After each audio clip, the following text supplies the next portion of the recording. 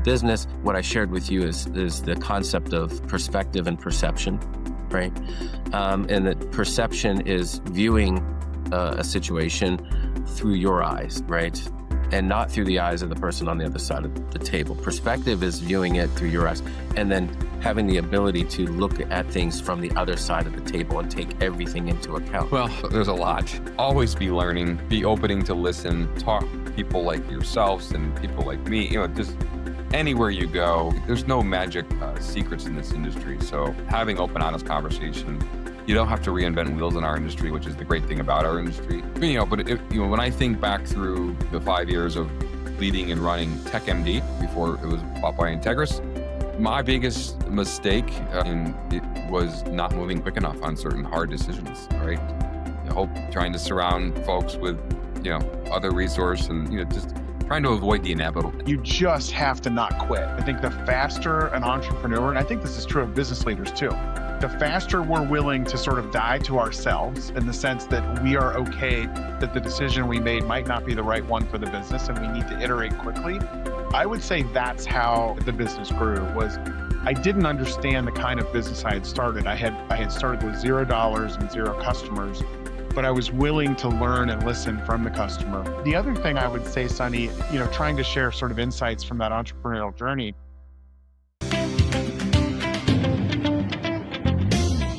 So what's your greatest life lesson? Now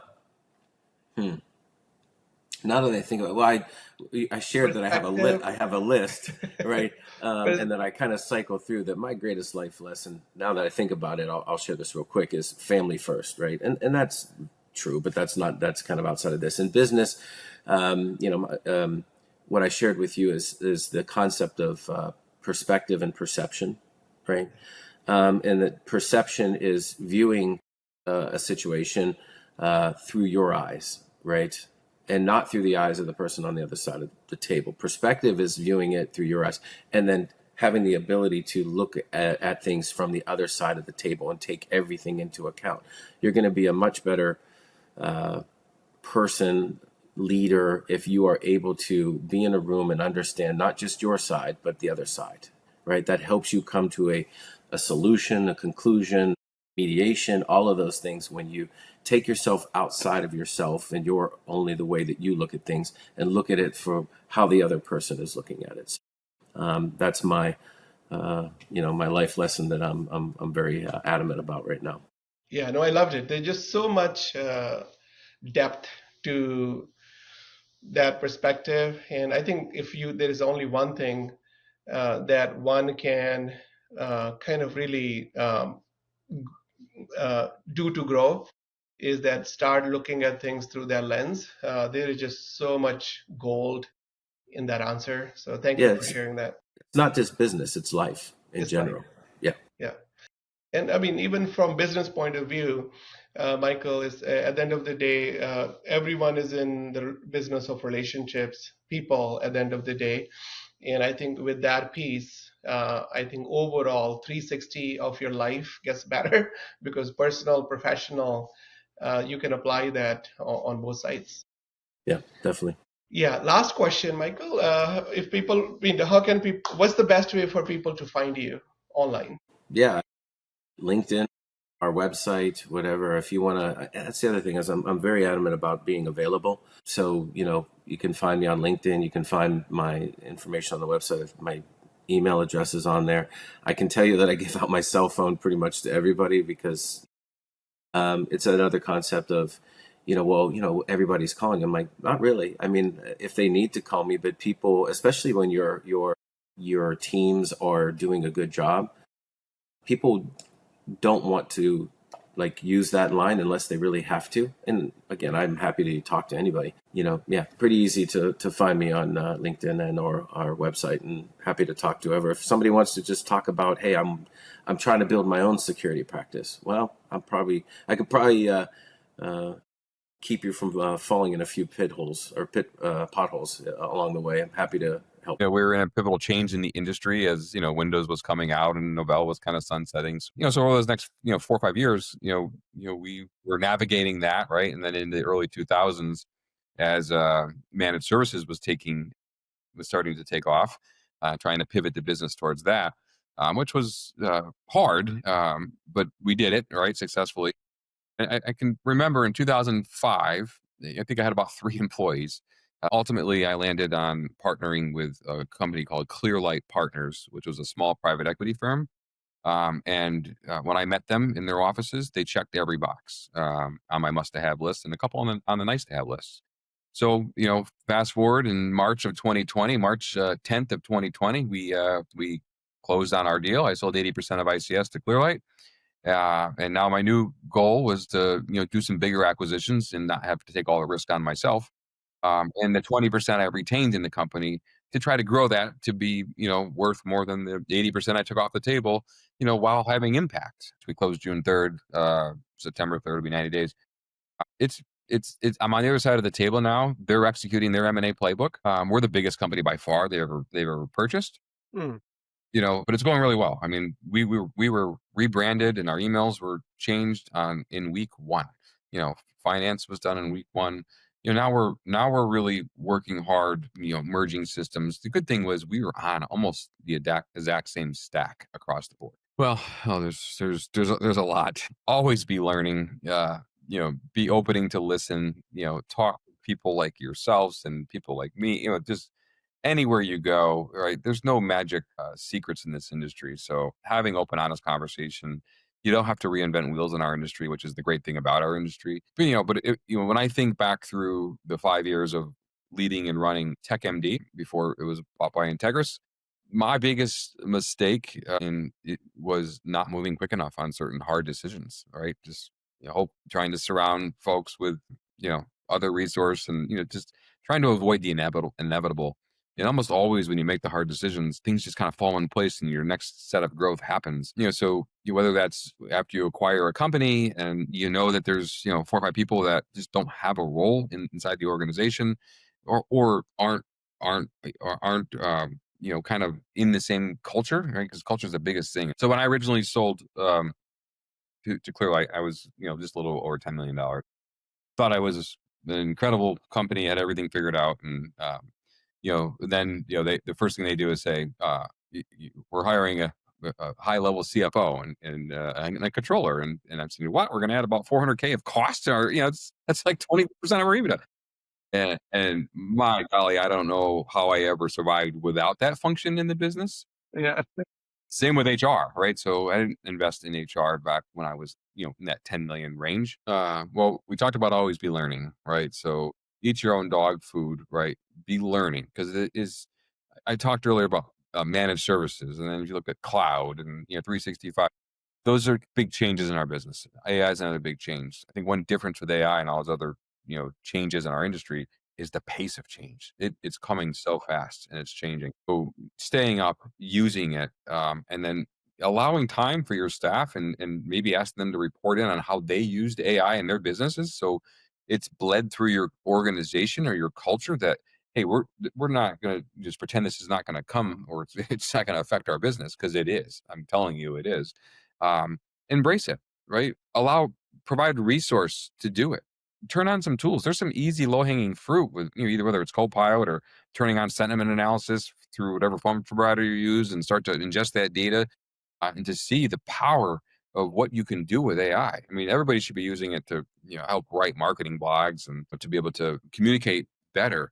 But some of the stuff we're doing with it, being able to get faster resolution and triage tickets, and that's here. Right. So, and there's a lot and it is overwhelming. I'm not going to lie. Right. You just have to not quit. I mean, a huge part of entrepreneurship is just showing up every day, being very willing to be wrong and die to old ideas and bad ideas. I think the faster an entrepreneur, and I think this is true of business leaders too, the faster we're willing to sort of die to ourselves in the sense that we are okay that the decision we made might not be the right one for the business and we need to iterate quickly.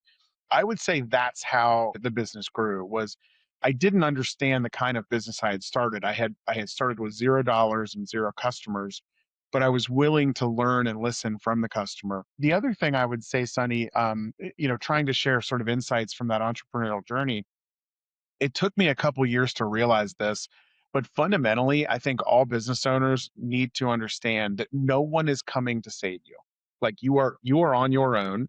There are lots of people that you can network with. You can get insights. There are great partners out there, but none of them are going to deliver the business to that next level. It's ultimately up to you. And I think that's important because sometimes we have this sort of false sense of just if we network enough or if we find enough partners that that's going to propel our business forward. But that fundamental responsibility of setting the vision and growing the business does fall on the entrepreneur. And so I think that's a learning that when you realize it, it feels a little unsettling maybe that, it's like, oh man, this really is something I've got to put the work in. But if you do it, right, then it starts to become like a flywheel effect where you start to have more and more success. If you are doing the same thing you are doing at this point last year, I would argue you're fundamentally failing as an entrepreneur. I think that's a good measure if you are driving the innovation and if you are driving the growth that the business needs. So many entrepreneurs are very, very talented people, Hmm. and it's almost like gravity, right? Like there's things that stay close to them and they're still doing them year after year. And I don't think they realize how much that inhibits their ability to grow. So just like your friend shared with you, you can scale simplicity. You can't scale individual talent. Like you have to be willing to invest the gifts that you have that let you start that business. You have to invest those gifts in others, in systems, in training, and processes. And if you can be willing to do that, then the business can grow and you can set people up for success. Hmm. Culture is the sum of expectations, behaviors, and standards. Like it's not what you say, it's like what actually happens in the business when no one's looking. How do you navigate a difficult situation? How do you communicate problems? And I think that they forget that they set the standard. And so a lot of cultures that I've encountered where you've got a charismatic leader and you've got a good leader, they're not doing well. The culture's not thriving because that leader isn't actually doing the things that they say are important in the culture. So I guess that's the other piece as these businesses grow. If the leader isn't willing to do whatever he's asking of others, it's not going to be a culture that's growth oriented. I've been advising entrepreneurs for 22 plus years, primarily in business mindset, investor mindset, and wealth management, but also in how to manage your life as an entrepreneur. I guess the one lesson I really believe is important is that entrepreneurs are wired differently. Whether you were an entrepreneur as a kid and that's always what you wanted to be, you were kind of different, you were into creating new things, new ideas and sales, or you're just great at technology or great at something and you just happened upon running your own business. You're suddenly in charge and people are reporting to you and you're building a team. I would say the number one lesson is that entrepreneurs are wired differently, and therefore you need to get advice that is also wired differently. So the best thing you can do if you're supporting an entrepreneur is free their mind up of the stress of the day-to-day operations and allow them to be a true visionary. Hmm. An entrepreneur who is a visionary, who's creating a big vision of where we're headed, is going to lead a team to success. You have to have fresh energy, fresh ideas, new things happening. And you can't accomplish that if the visionary is bogged down in the minute day-to-day operations and the small issues and problems. If the visionary entrepreneur the founder is stuck being involved in every meeting and every decision for your business, that's going to be a productivity trap and it's going to bring the vision and the energy down. Yeah, number one, visionary needs to be willing to give up control. You cannot be a micromanager and be a good visionary at the same time. You have to give up to go up. You have to give up to grow. So you can be in charge, but not in control. Yeah. And there are many things that I allow the team to make decisions on that I have no idea what is happening until after the fact, because I trust them and there's a level of communication where they know the vision. So number two, create a vision big enough that everyone on your team sees themselves growing within your vision. You have to communicate the vision. If no one knows where they're going, if you're on a ship, and you're on a boat, let's say, and you're rowing on the boat and you got a bunch of people rowing together, if they don't know where they're going, they don't have a direction, you're just up in the front of the boat and you're the only one who knows where you're going, they're not going to row very hard. And they're not going to row with any kind of direction or purpose. But if you're very clear and you're like, that's the island, we're going this many degrees to the right, and that's where we're headed, and we want to get there by this time, and we have to row this fast. All right, everyone on the right side, go. then people are rowing with purpose. People are moving in a direction because you've communicated the vision clearly. To be better support for the visionary. Yeah, so the integrator, the COO, the CEO who's on the ground in the meetings every day, they need to know that, first of all, their visionary's communication style. Some visionaries like a lot of detail. Some visionaries just want the bottom line, the high level. So what is your visionary? How do they like to be communicated to? What do they want to know every day and every week? What's the KPIs of your business? How do they measure success? Sure. So don't let stuff go around you and cloud the mind and the focus of your visionary. You be the buffer. You stop the issues. You try to solve a lot of the issues on the ground before it gets to the visionary, because the visionary needs to have a freed up mind. I love the idea that if the host of the party is not having a fun time, nobody's having a fun time. And so the host of the party is the visionary, the founder. If they're stressed out, if they're discouraged, if they're bogged down with a lot of issues and problems, nobody's having fun. The business is not growing. So as an integrator, COO, you've got to hold people accountable. Thank you for watching Sunny's Silver Linings. Don't forget to like, share, and subscribe. See you next time.